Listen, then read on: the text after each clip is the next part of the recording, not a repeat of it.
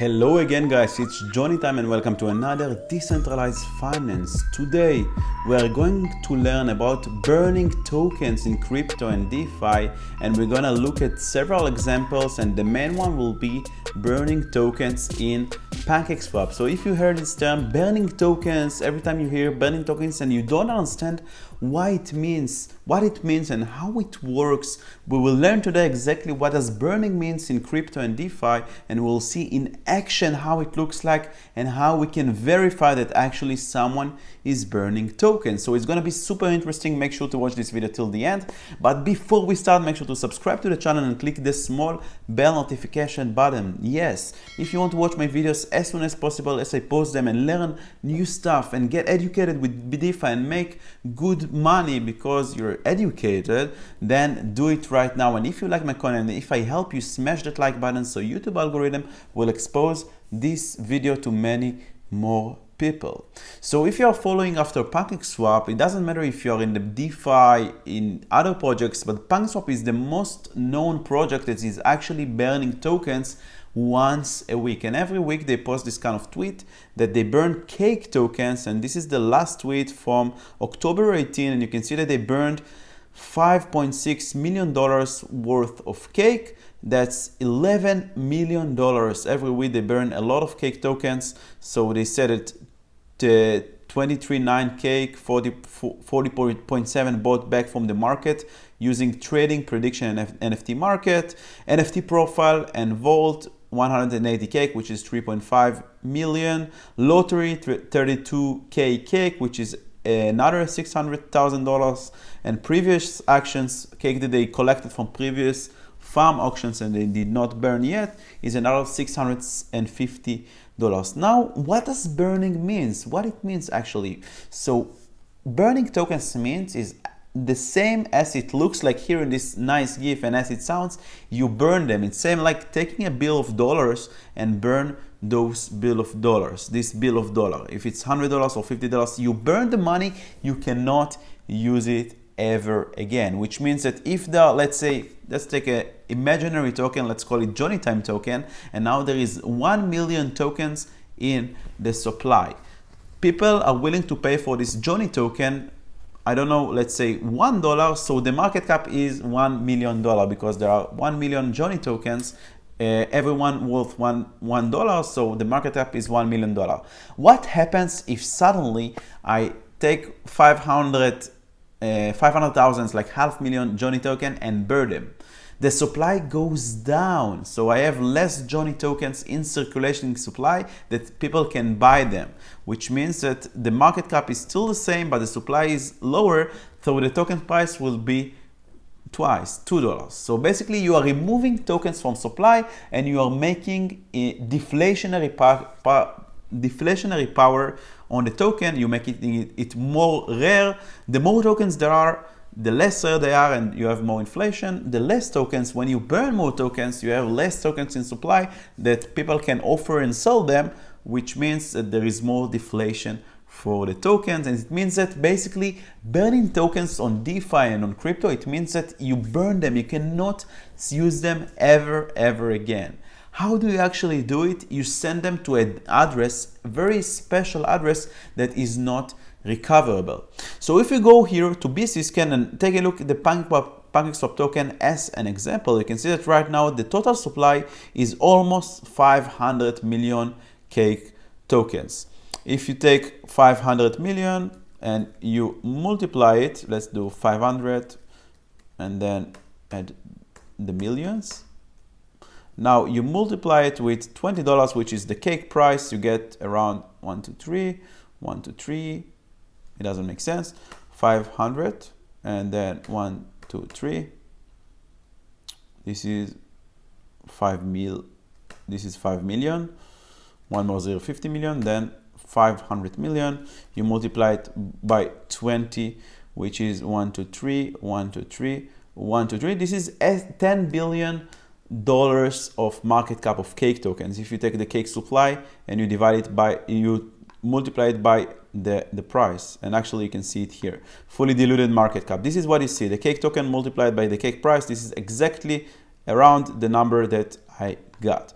And the more interesting thing is actually to go here to the holders. If you scroll down, you go to the holders, and you see that actually out of this kind of 49.3 million cake tokens, 259 of them are in burn address, which means they are burned. This is more than 52%.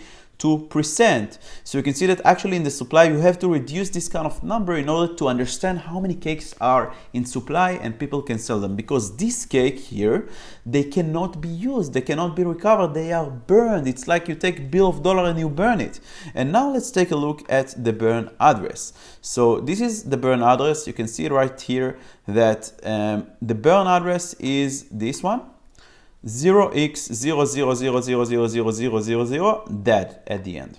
So actually it doesn't matter what the actual address is. In order to burn tokens, you basically send it to some kind of address that is not recoverable. An address is like a public key, and the address does not have the private key that matches this public key, and no one basically can recover and control this kind of wallet, non-existent wallet.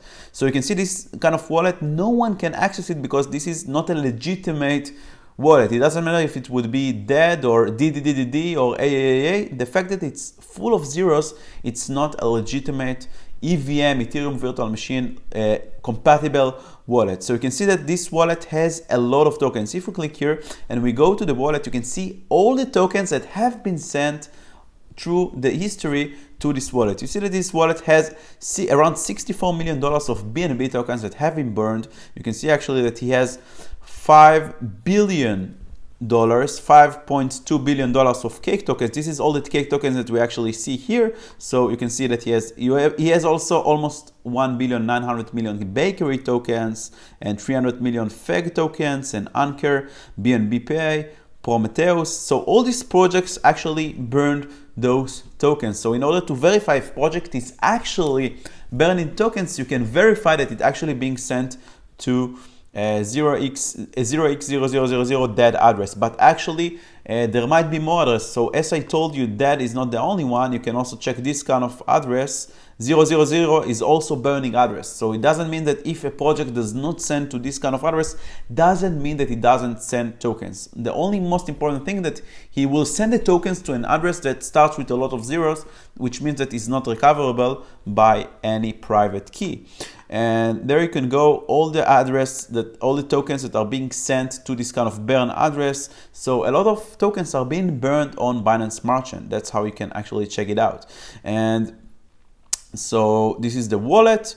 You can look at the BEP20 tokens. So not only BNB is being burned, but actually BEP tokens are being sent here. And every token that is being sent to this wallet is actually a fake wallet that no one can recover the funds, and it means burned. This is another address on bscscan. The only difference is instead of dead, it will be 000 at the end. And you can see that this wallet has also quite a lot, $1.67 billion of burned tokens. Most of them are TLM tokens. You have some PancakeSwap, some RAP BNB, and this is basically how it looks like. And if you want to verify actually that the BNB is being burned, you can actually go back to the cake holders and then look at the burn address, and you can see that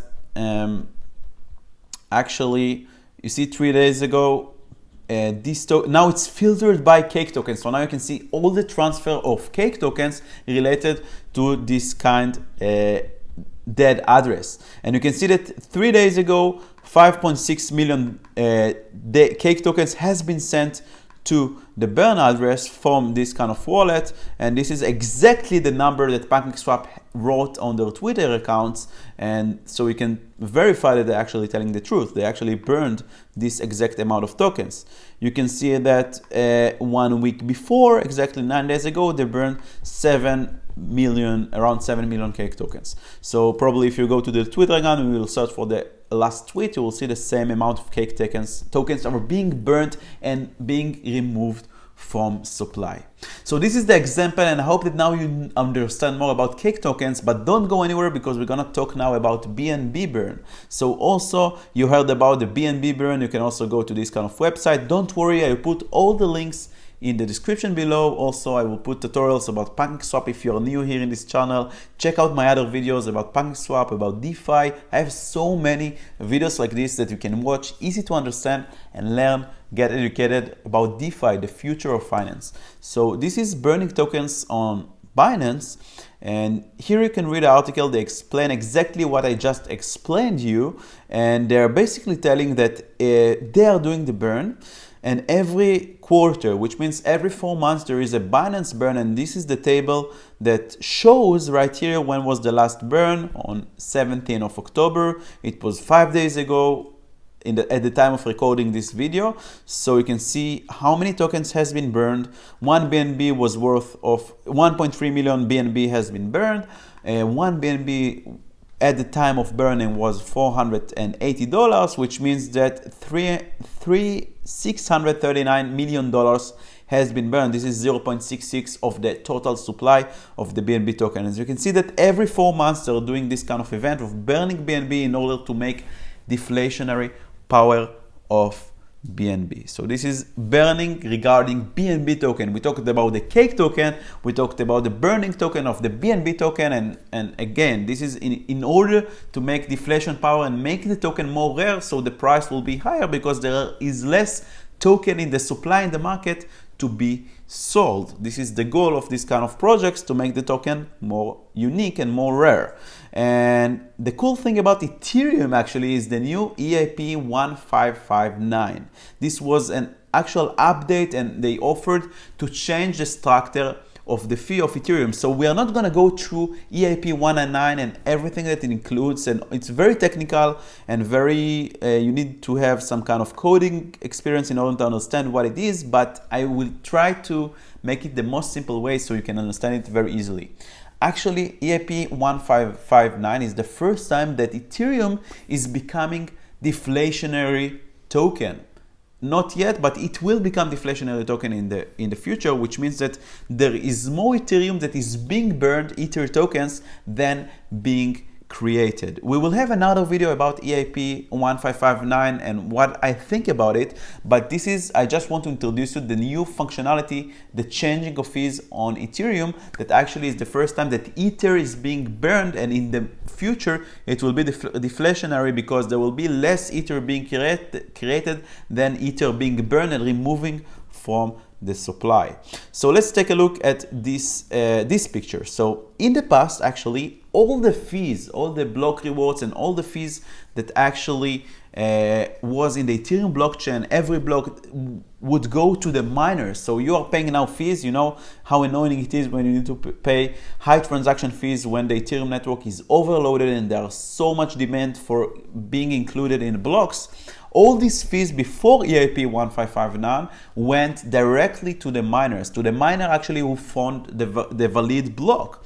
So this is today, it's not today, it's the past, because we are already, they upgraded to EIP 1559, but in the past, the fees and the block reward, every block has the reward, would go to the miner. Now the cool thing is that they took the fees and they divided it to base fee and to tip, which means that now the base fee is being decided automatically with an algorithm for every single block, and the tip is something that you are actually choosing, and only the tip is going to the miners. So which means that miners are actually getting less Ethereum by mining Ethereum, and most of the Ether, most of the fees that you are paying now in gas fee, you need to be happy, because if you hold Ether, most of the fee, every transaction that is being made, most of it is going to the base fee, which is being burned, okay, which is super cool. This is first time that Ethereum is there.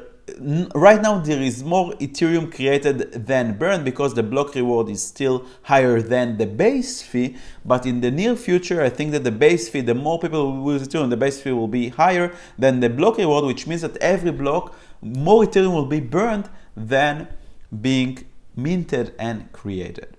So this is just a glimpse, small glimpse of the EIP 1559. Don't worry, we'll have another video about it. This is super interesting, and I hope this video summarize everything that you need to know about burning tokens, what it means in DeFi and crypto, and I hope you got educated. And if you like my content, smash that like button. It really helps, and subscribe to the channel to watch and check out my other videos. If you have any questions, ask them in the comments below. I'm answering to all the questions.